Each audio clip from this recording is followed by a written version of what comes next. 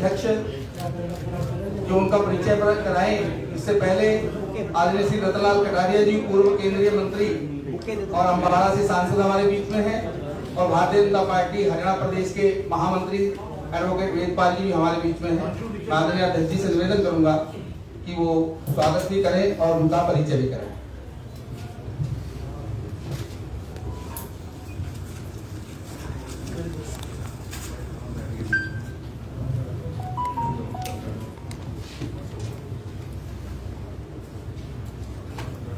निर्मला जी हम सबकी सुपरिचित हैं। भारत में दुनिया में उनके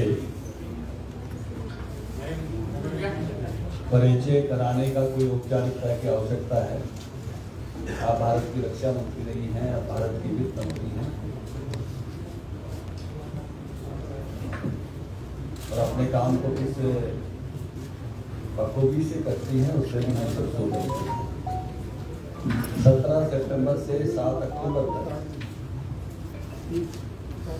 तो नहीं, आप ना बोलो, रिकॉर्ड हो रहा है, तब ना बोलो। प्रधानमंत्री नरेंद्र मोदी जी के जन्मदिन के कार्यक्रम सेवा और समर्पण के चल रहे हैं, जिसमें हमने रक्तदान शिविर लगाए हैं। 71,000 पौधे लगाए हैं, जिसमें जितने भी सिविल हॉस्पिटल्स हैं, CSC हैं, सब पर हमारी महिला मोर्चा के बहनों ने सेवा कार्य किए हैं, फल वितरण किया है। इसी कड़ी में हर जिला हेडक्वार्टर पर हमारे सेमिनार चल रहे हैं अलग अलग विषयों पर। आज़ादी के महानायक जैसे नेताजी सुभाष चंद्र बोस, सरदार पटेल,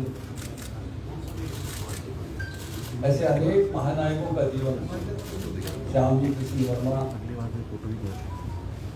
कांग्रेस के जमाने में जिनको कहीं पीछे रखा गया था, उनके आदर के कार्यक्रम इन 7 वर्षों में हुए हैं। उस पर एक सेमिनार, महानायकों को आगे लाया गया। देश में ढांचागत विकास किस प्रकार से हो रहा है मोदी जी के युग में, इस पर सेमिनार।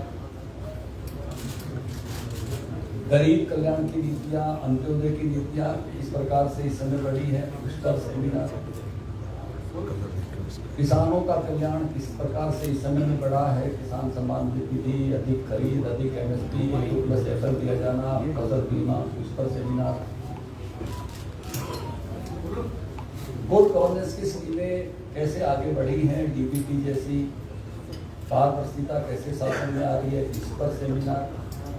देश का ढांचागत विकास इस प्रकार से हो रहा है, उस पर सेमिनार। ऐसे अलग अलग विषय लेकर हमने प्रदेश के अलग अलग हेडक्वार्टर्स पर ऐसे सेमिनार्स रखे हैं। आज निर्मला सीतारमण जी पंचकुला में मोदी जी के युग में किस प्रकार हम आर्थिक समृद्धि की ओर बढ़ रहे हैं, हमारी इकोनॉमी किस तरह से मजबूत हो रही है, उसको सेमिनार को एड्रेस करने के लिए हमारे बीच में आई हैं। उसी के निमित्त आज उन्हीं मुद्दों पर हमने आपसे निवेदन किया कि हमारे चंडीगढ़ की प्रेस बहुत ही जागरूक प्रेस है और पंचकुला के सेमिनार के साथ साथ ये इश्यू अगर प्रेस के साथ जाएंगे तो निश्चित रूप से और अधिक लोगों तक पहुँचेंगे। और उसी के निमित्त आज आपके बीच में है कि किस प्रकार से वर्तमान सरकार की 7 वर्षों की आर्थिक नीतियों से देश किस प्रकार से आर्थिक दृष्टि से मजबूत हुआ है, कौन सी नई पहलें हुई हैं।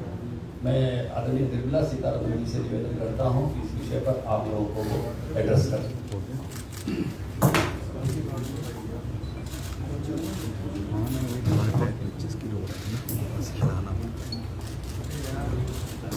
तो यार पूरी गुस्सा निकाल रहे हैं।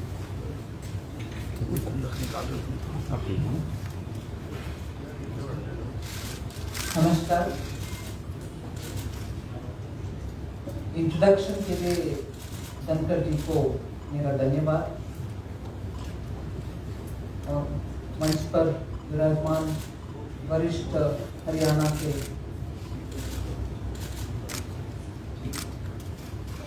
नेतागण और सांसदगण सबको प्रणाम करते हुए I take this opportunity to address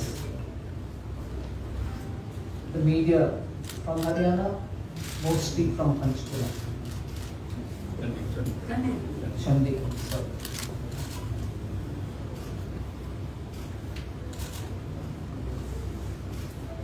Dhankarji has explained as to why and in what context this is happening. Between September 17th and October 7th, all over the country, ministers in central government, ministers in some of the BJP ruled state governments, and also party workers are going around the country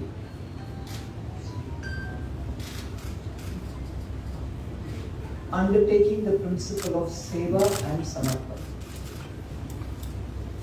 We will undertake Seva, marking the birthday of the Honorable Prime Minister, and through that period, dedicating ourselves for further service to the nation. And in that context, I am here to talk about, in the last 7 years, what are the kind of steps we have taken for the economy that directly or indirectly are pandemic. Till today, the 7 years have gone as Prime Minister of this country. There is a consistent philosophy which governs our economic activities. एक philosophical root आधारित आर्थिक व्यवस्था में सुधार हो रही है, आर्थिक व्यवस्था में सबको मन में रखते हुए कार्यक्रम भी और स्कीम्स भी चला रही है। वो फिलॉसफी आप सबको मालूम है, सबका साथ, सबका विकास, सबका विश्वास। और इस अगस्त 15 को हमने ये भी जोड़ा है प्रधानमंत्री जी के भाषण के द्वारा, we got to know that we are adding also सबके प्रयास। So सबका विश्वास के बाद सबका प्रयास। So in a way, everybody is being brought in as भागीदारी in a economic activity which has to go in not small changes but transformational changes. So the Indian economy has to have very big transformational changes and not marginal every year incremental change happening. Last year it was like this year it is not that much. It's a belief that major transformational changes should happen for the current generation and also the forthcoming generations to benefit from all the changes. But even as this was going on, you had Corona coming in, and as a result, industry bhi, chote ho, bade ho, they are changing their ways of business. There's a lot of digitization happening. There's a lot of robotics coming into manufacturing. Even small businesses are benefiting from supply chains which are a lot more mechanized, a lot more linked through digital. So rapid changes are happening, and in this rapid change, the philosophy of Sabka Saath, Sabka Vikas, Sabka Vishwas, and now Sabka Prayas is not forgotten. That is why you find that even as we are talking of ease of doing business and improving, facilitating businesses to do their work without worrying about license है, उसको renew करना है, इसको tax भरने के लिए 1000 forms भरना है, या इंस्पेक्शन में कोई आएगा उससे बात करना, ये सब को हटा करके we are simplifying that process. That will benefit small and big. But this side, where people don't have resources, or people don't have properties, or people don't have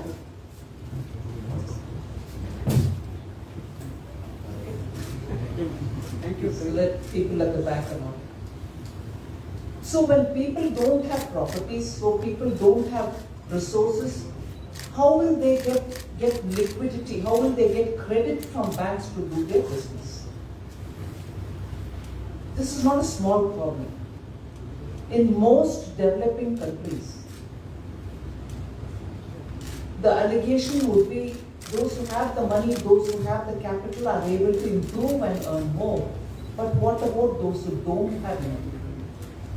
I want to underline the fact that BJP's Vicharꯙara, the ideology itself, is linked on two major understandings. That you have to be sarvasparshi. You have to reach out and touch everybody in the society. And you have to be sarvavyapi. You have to be prevalent and present in all parts of the economy, society, country. So your Sabka Saath, Sabka Vikas and Sabka Vishwas also should include those who don't have any resources. They don't have 1 acre of land to go keep it in the bank as security and take loan. What do you do with those people? That is why, without making my introductory speech too long, and just flag 3 or 4 major schemes, all of which are there for you. I'm sure at different point in time you would have tested. Ye ho rahi hai ki nahi ho rahi? Is it just a promise? Is it reaching the ground or not? I'm sure you would have tested. So for people who have no security to offer,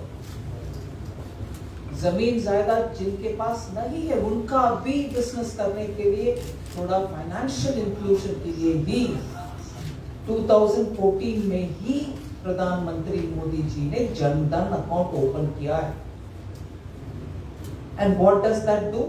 at that time, आप media में वरिष्ठ लोग हैं, आपको याद होगा बहुत सारे लोग प्रधानमंत्री जी को मजाक उड़ाते कि 0 बैलेंस अकाउंट है जी, इनको अकाउंट ओपन करके कौन इसका सर्विस करेंगे, बैंक कहां से कर चुकाएंगे, इनका सर्विस करने वाले कौन है, क्योंकि हर अकाउंट के लिए थोड़ा कम फीस बैंक ले लेते हैं.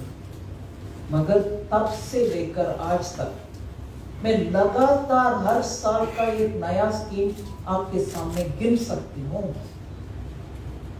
जिससे एकदम निम्न वर्ग के लोग के लिए कुछ ना कुछ उनके अपने कारोबार चलाने के लिए बैंक के द्वारा कुछ credit facility, financial inclusion, direct benefit transfer, ये सब हुआ है प्रधानमंत्री जी के पहले कार्यकाल. Jan Dhan account today has more than 1 lakh crore as deposit. I'm not giving you exact amount, but I can give you the data. 80 crore से ज्यादा लोग को उससे बेनिफिट मिल रही है. 40 करोड़ से ज्यादा अकाउंट्स है. Again, I'll give you the data.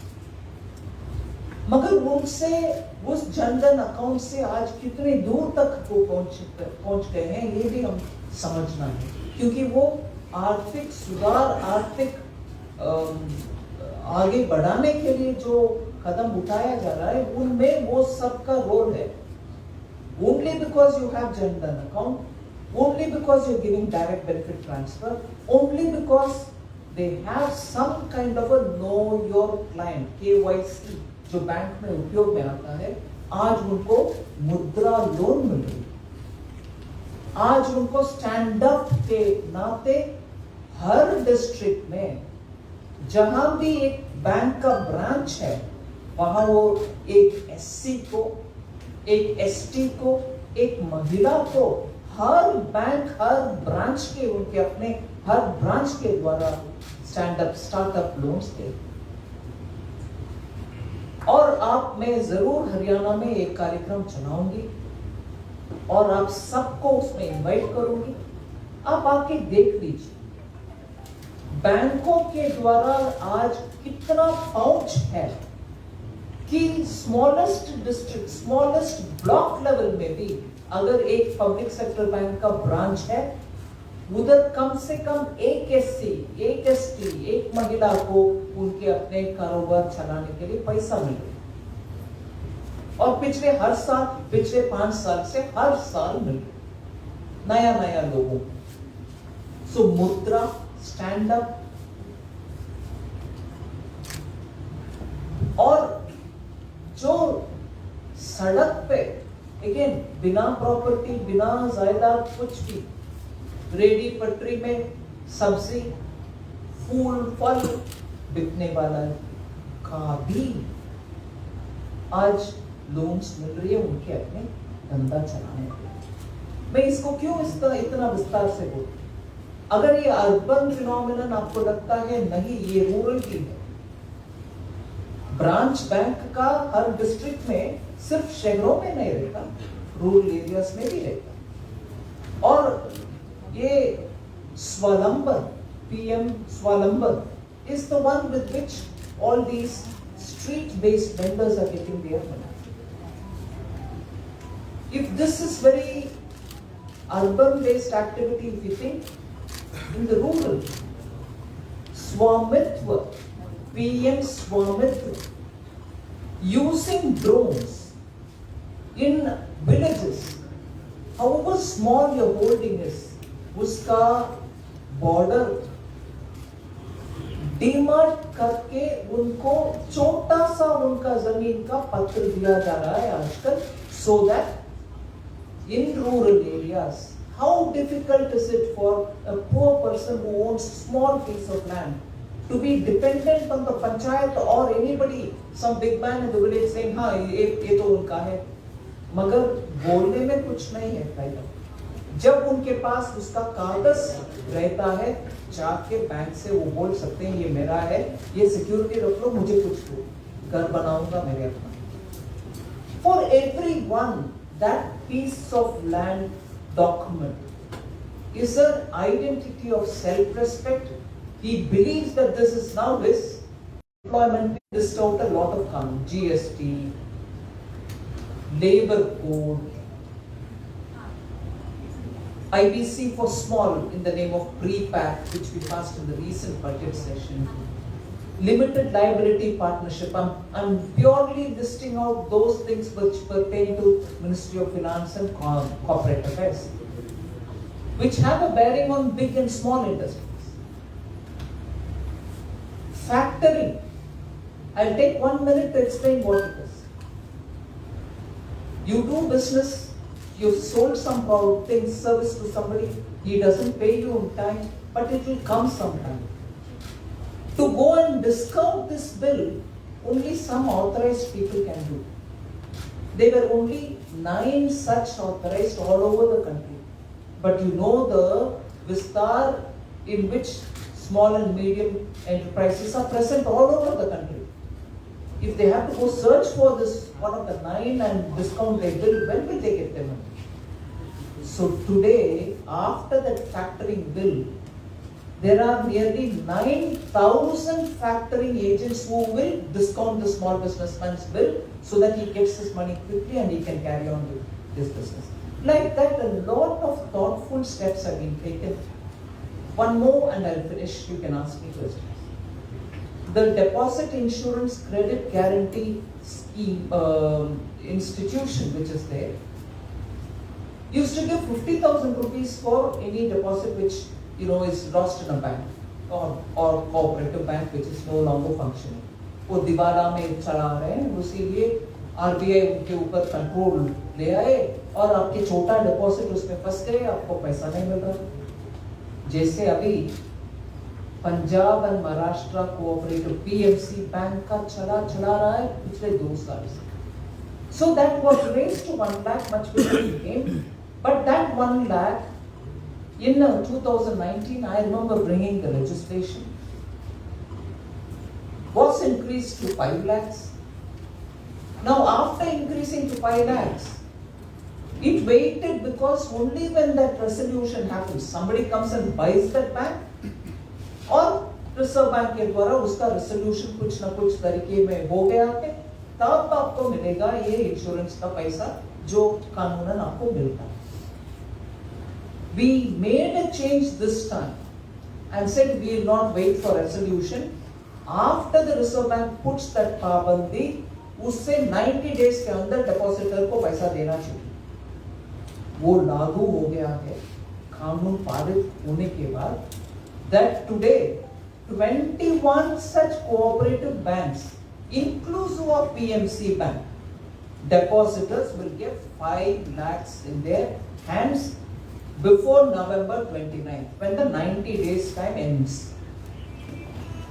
So for the 21 banks, on which cooperative banks, most of them, for which the Reserve Bank had brought in some restriction because there's something wrong, they do a forensic audit, after that they may, sell the institution or go for liquidation. For 21 such cases, our legislation, which was primarily PM's concern, he said, what is going on? Small depositors are suffering. Will they not get the money? So we made this legislative provision, we brought in the amendment, 5 lakhs will now be available. Like that. So the economic picture is not wanting small, marginal, incremental changes, but transformational changes. And for that, we are not forgetting the small and medium who don't have money in their hand, who don't have security, but we're giving them a lot of opening to have credit facilities. And the big or the small should be able to do in a free and fair manner. So it includes everybody, it reaches out to everybody, and I'm glad to hear from the Honorable Chief Minister of Haryana that he has taken this one very main scheme. I'm so happy to hear it. That number of fraudulent ghost accounts have all been removed from the public entitlement schemes. As a result, both Haryana Sarkar and Kendra Sarkar have saved money, and he's now bringing in a scheme which has already started in implementation for identifying every family where there could be at least 1 or 2 members who have not received, even though they are eligible, some scheme. So he's widened the net, included many more people, and made all the central and state schemes talking to each other so that no one in the family gets left out. So that is that is a very, very imaginative, well-conceived scheme which will benefit those who need it to be benefited. So broadly, I've explained this, but I'm sure through your questions we'll be able to speak more. Thank you. Mic देंगे या ऐसे बोलेंगे? ऐसे बोल ma'am No, I was looking if somebody is Yes. Should I? Hariram ji, Hariram ji, ma'am एक minute. प्रधानमंत्री के जन्मदिन के दिन ट्विटर पे देखा गया कि मुझे जहाँ एक तरफ बधाई देने की लोगों की संख्या बहुत ज़्यादा थी, वहीं बेरोजगारी ट्रेंड को लेकर के भी बहुत ज़्यादा ट्रेंड हुआ। इसका मतलब ये है कि एक डिस्ट्रेस जो है बेरोजगारी को लेकर के देश में मौजूद है, खास तौर से मिडिल क्लास को लेकर के, जिसमें गवर्नमेंट की तरफ से बहुत ज़्यादा योजनाएं या एफर्ट दिख नहीं रही है, जितना कि लोअर मिडिल क्लास या अपर मिडिल क्लास में लोगों को, जैसे कि आपकी LI स्कीम के तहत उनको मदद कर रही है। लेकिन जो मिडिल क्लास है उसके लिए बहुत ज़्यादा सरकार की तरफ से कोई योजनाएं नजर नहीं आ रही है, उनका डिस्कस कैसे होगा? आप मुझे क्षमा करना, क्योंकि मिडिल क्लास का डिस्क्रिप्शन आपके मन में क्या है ये तो मुझे मालूम नहीं होगी। एक मिनट,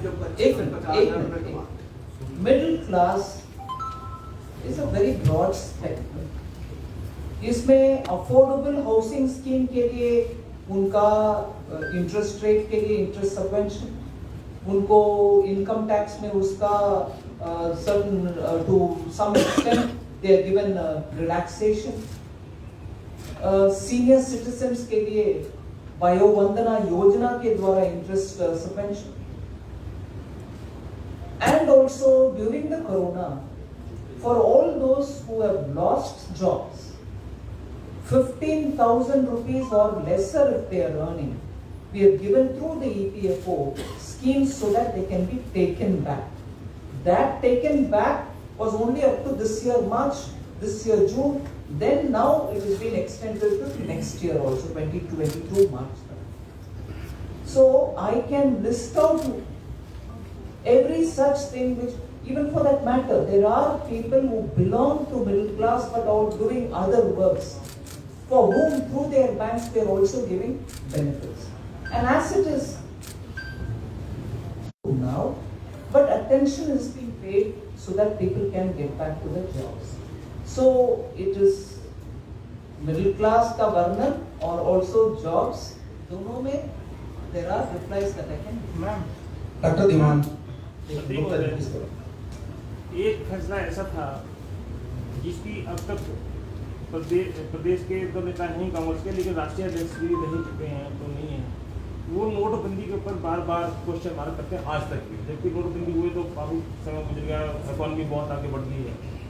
मैं सवाल ये जानना चाह रहा हूँ कि जो वो सवाल उठाते हैं, नोटबंदी का उद्देश्य जो 2-3 बताए थे प्रधानमंत्री जी ने, उसमें से जितना हम चाह रहे थे कि एक तो आतंकवादियों को बेनिफिट ना हो, वो रुक जाए, और जितना फेक करेंसी थी वो खत्म हो जाए, उसका एक मुख्य मकसद ये था।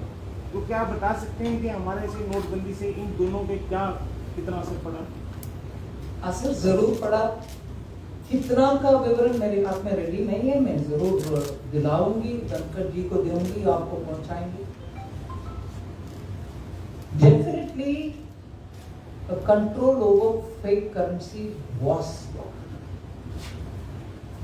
फेक करेंसी कंट्रोल करने में, क्योंकि वो एक डिनोमिनेशन का नोट, 2 डिनोमिनेशन का नोट पूरा सिस्टम से हटाया गया, उसके तहत जरूर ब्लैक मनी और such fake currency, particularly in the northern regions which was coming in and also the eastern regions where they were coming in, have all definitely been stopped. Whether now newer fake currency is coming or not, वो अलग चर्चा, मगर जरूर होगा। दूसरा, that it had a bearing on terrorism funding was also some of the things which have been observed being controlled post that. So दोनों इन बातों के ऊपर जो डिमोनेटाइजेशन के द्वारा एक्शन हुआ, उससे जरूर पॉजिटिव असर पड़ा। गुप्ता जी, ये अक्सर पेट्रोल और डीजल की बात आती है, कि छपता भी रहता मीडिया में, आप आए हैं तो हम चाहते हैं कि आपके क्या कोई वित्त मंत्रालय का ऐसा है कि उस पर जीएसटी खत्म करके राज्यों में बैक पे जो पेट्रोल और डीजल लाया जाए, जिनके रेट जो है बहुत अप हुए हैं। और दूसरा मेरा सवाल ये है, कोरोना काल से हम लोग गुजरे हैं, लेकिन हम शेयर मार्केट को देखें तो लगातार आज भी हम न्यूज़ देख रहे थे 60,000 के पार कर गया है।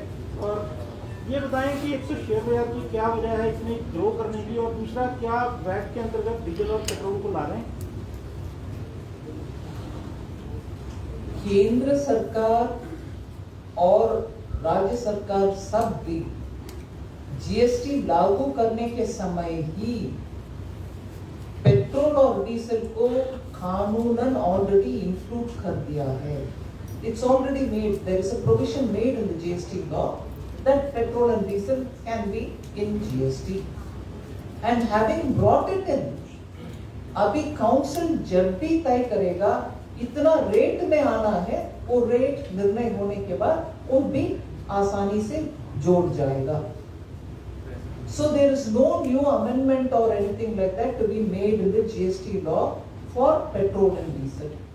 मगर काउंसिल तय करना है कि कब ले आना है, कितने रेट पर ले आना है। जब काउंसिल मैं बोलती हूँ, उसका मतलब है केंद्र और राज्य सरकारों के द्वारा पूरे काउंसिल में जितने भी मेंबर्स हैं वो सब तय करेंगे। सो कोई एक सेक्शन, मतलब सेंटर या स्टेट, कोई एक सेक्शन इसको रोक नहीं रहा, मगर उचित समय में सबके सहमति से ले आना जीएसटी का काम। क्या शर्मा जी, कोई इसका एक मिनट, क्या इसका कोई कम करना प्रस्तावित है? ना काउंसिल में कोई ऐसा प्रस्तावित है कि कम किया जाए जीएसटी पर? नहीं, कम करना और ज्यादा करना इस matter which arises only after GST में इसका एक स्थान मिलने के बाद भी ना, जो आइटम जीएसटी में है इतने पर है, उसके ऊपर कम ऊपर करने का चर्चा तब होगा जब ऑलरेडी ये अंदर आ गया। अभी तो अंदर नहीं है। मेरा दूसरा सवाल था शेयर मार्केट का। शेयर मार्केट का विषय में, market has its own understanding of what it deals with companies. इसमें हम ये ना भूलें कि आजकल कंपनीज लिस्टिंग और रेगुलेशन के अंदर जितनी भी ट्रांसपेरेंसी आया है, लिस्टेड कंपनीज का एकदम ट्रांसपेरेंट तरीके से उनका बोर्ड्स का डिसीजन है और एनुअल अकाउंट रजिस्टर करना, ये सब रिकॉर्ड करना, ये सब फेयरली ट्रांसपेरेंट हो चुका है प्रोसेस। और मार्केट का रेगुलेशन सेबी के द्वारा और जहां नेसेसरी कुछ और रेगुलेटर के द्वारा भी ठीक से एकदम स्पष्ट सबको दिखाई दे रही है। एज अ रिजल्ट आज रिटेल इन्वेस्टर, स्मॉल इन्वेस्टर भी स्टॉक मार्केट में रुचि लेकर के उनमें इन्वेस्ट करने के लिए जा रहा। पहले था कि म्यूचुअल फंड के रास्ते में जाते थे, अभी म्यूचुअल फंड के रास्ते में भी जा रहे और सीधा वो जाकर के मार्केट से उनके डीमैट अकाउंट के द्वारा पार्टिसिपेट कर रहे। इसीलिए आज स्टॉक मार्केट में इंटरेस्ट ज्यादा हो रही है, इन्वेस्टमेंट ज्यादा हो रही है, रिटेल इन्वेस्टमेंट ज्यादा हो रही है और ट्रांसपेरेंट तरीके से हो रही है। As a result confidence on Indian stock market बढ़ रही है, उसके फॉरन परफॉर्मेंस भी अच्छा है। मैडम एक सवाल है पवन जी, ma'am here as the Indian economy firmly hit the is this firmly back on the track and has it picked up the pre-pandemic speed? Well, that's for many people to say. I would like it to be like that, but I wouldn't want to comment on it at this stage. And I can see very clearly signs of revival and good signs of revival. Otherwise, my revenue collection wouldn't be where it is, both the GST and direct taxation. You know, you are in the media, you would have read reports that the half-yearly target has already been achieved in direct tax. And GST's collection on an average per month is somewhere in the region of 1,11,000, 1,12,000. Probably it can be safely said it will be somewhere in the range of 1,15,000 per month. These are not small indicators. These are not some sporadic indicators. They clearly show that the economy is on a sustained path of revival. Manveer ji, Pawan ji इसके बाद। Good afternoon. I have two questions.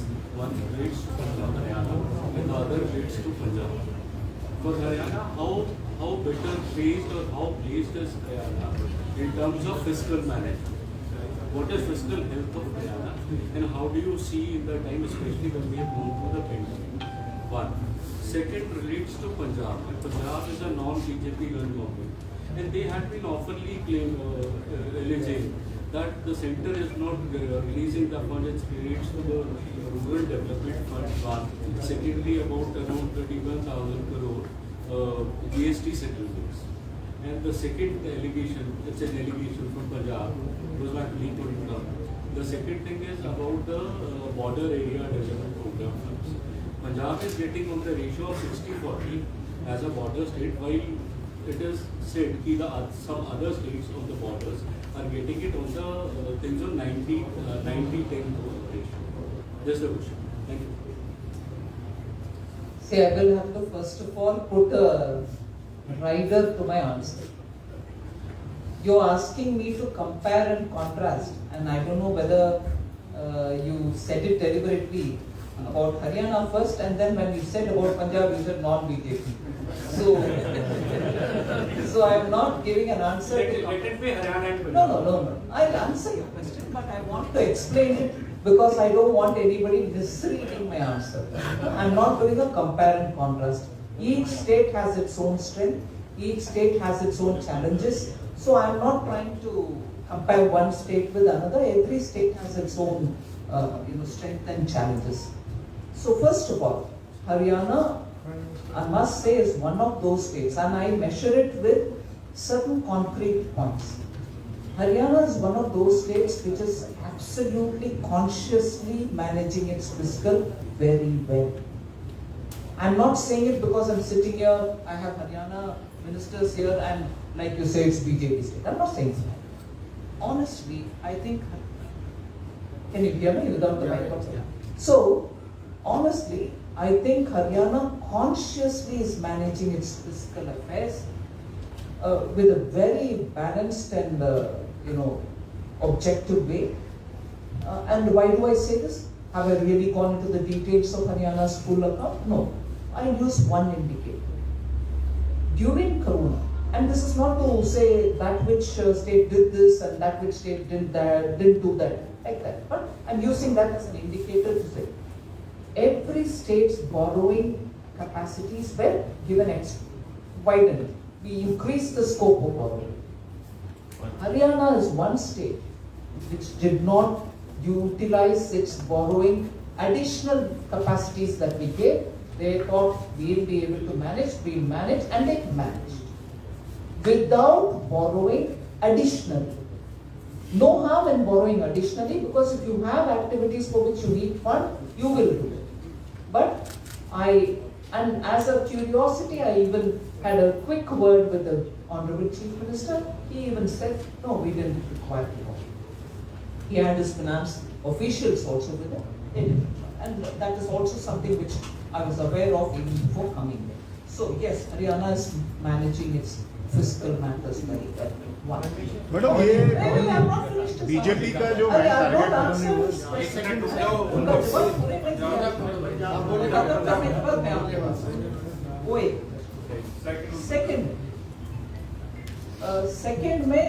Second half मेरे पहले को border areas के लिए 60-40, 90-10 ये सब my Hindi is bad.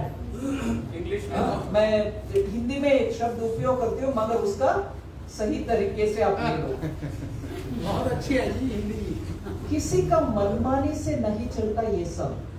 कुछ फॉर्मुलेशंस होते हैं और वो फॉर्मुलेशंस इसीलिए होते हैं कि जैसे नॉर्थ ईस्टर्न स्टेट्स, हिमालयन हिली स्टेट्स, इनके लिए रेशियो थोड़ा अलग होता है जो कि स्टेट का फेवर में रहना चाहिए क्योंकि उनका एक्सेस का मामला बहुत कठिन है, इसीलिए उसका 90-10. इसीलिए नहीं है कि पंजाब को पनिश करना, नहीं. पंजाब और बाकी सब स्टेट्स का 60-40. और ये केंद्र सरकार मनमानी से नहीं तय किया. It is been a recommendation of the finance commission. ठीक है, वो सेकंड आपका हो गया. कुछ बचा है? फर्स्ट एक और एक मिनट,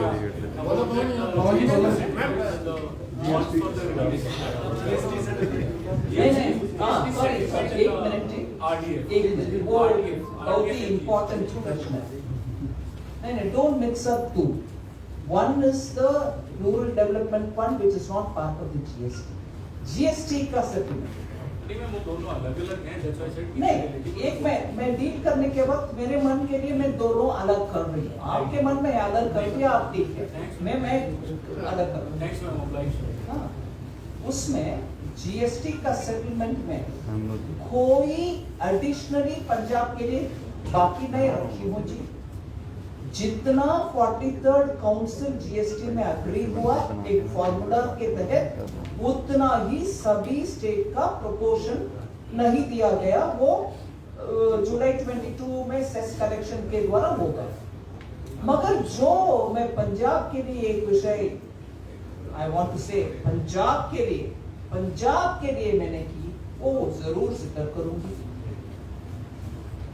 एक उनका जीएसटी की शुरुआत में बेसिस ईयर होता है जिसके ऊपर कैलकुलेशन होते हैं 2015-16. उसका असेसमेंट में पंजाब की तरफ से कुछ ऊपर नीचे हुआ, फिर उसका सीएजी के द्वारा करेक्शन हुआ, फिर उसका करेक्शन होने के बाद केंद्र सरकार में आया. ऐसे सब from there and because of some genuine difficulties लेट पहुंचा मामला. इस बीच में लोअर लेवल के ऊपर उनका जीएसटी का पेमेंट चलते आया. मनप्रीत जी बादल minister met me in 2019 and told me there's a problem. मैं उसमें पर्टिकुलरली ध्यान दे करके ओवर 1,400 समथिंग अमाउंट मैंने क्लियर किया पंजाब को. सो पंजाब के लिए नेगेटिव नहीं, कम नहीं, पंजाब के लिए एडिशनल एफर्ट करके उनके पैसे मैंने क्लियर किया जीएसटी में. उसको प्लीज रिकग्नाइज करो। मैडम एक सवाल है कि गवर्नमेंट टारगेट था $5 बिलियन इकोनॉमी का। पवन जी बोलिए। मैम पवन जी मैम चालू वित्त वर्ष में Who's problem? चालू वित्त वर्ष में जीडीपी का क्या इंडिकेट है? क्योंकि लीडर ऑफ अपोजिशन या जो विपक्ष के लीडर्स है वो लगातार कहते हैं कि जीडीपी जो है वो लगातार जो है वो गिर रही है, और इस बार चालू वित्त वर्ष में जीडीपी का क्या इंडिकेट है? ऑपोजिशन लगातार गिर रहे हैं की बात ना, आप प्लीज उसके ऑपोजिशन के रोल होता है सरकार को कटघरे में खड़े रखना और प्रश्न पूछना। मैम केंद्र सरकार ये दावा करती है कि उनका जवाब मैंने खत्म नहीं किया। मैडम अब मेरा सवाल रह गया है 5 बिलियन सवाल फिर तक पूछिए। नहीं, सो जीडीपी का ग्रोथ के ऊपर, क्योंकि कोरोना के बाद हम देख रहे हैं रिवाइवल हो रही है और सब जगह का रिवाइवल सही होना है, इसीलिए I will wait for some more time to even talk about it. अगर ऑपोजिशन ये बोल रहे वो बोल रहे, ठीक है, वो ऑपोजिशन है, बोलने दो। मैम केंद्र सरकार ये दावा करती है कि 2022 तक किसानों की आमदन दुगनी की जाएगी। 3 महीने रह गए हैं जी, क्या ये टारगेट केंद्र सरकार की तरफ से चेंज किया जा रहा है 2022 से लेके, या फिर कोई कार्य किए जा रहे हैं? अगर कार्य किए जा रहे हैं तो क्या कार्य है? नहीं, बढ़ाने डबल करना किसानों के आमदनी इस 100% हमारी कमिटमेंट है, उसके लिए काम हो रही है। और किसान के चाहे वो उनकी खेती से जो आ रही है उसका रिटर्न्स ज्यादा हो, या ऑल्टरनेटिव कुछ सोलार उनके दिया जा रहा है, उनका एडिशनल इनकम करने के लिए उनका डेयरी का या कुछ और खेती में ही on the rich growing of very valuable trees, बहुत सारे ऐसे किसान के लिए उनके अपने जमीन के टोपोग्राफी को मन में रखते हुए जो भी एडिशनल इनकम का रेवेन्यूज जोड़ते हम जा रहे हैं, उससे हमारे पूरे भरोसा है कि जरूर किसान की आमदनी दुगनी होगी।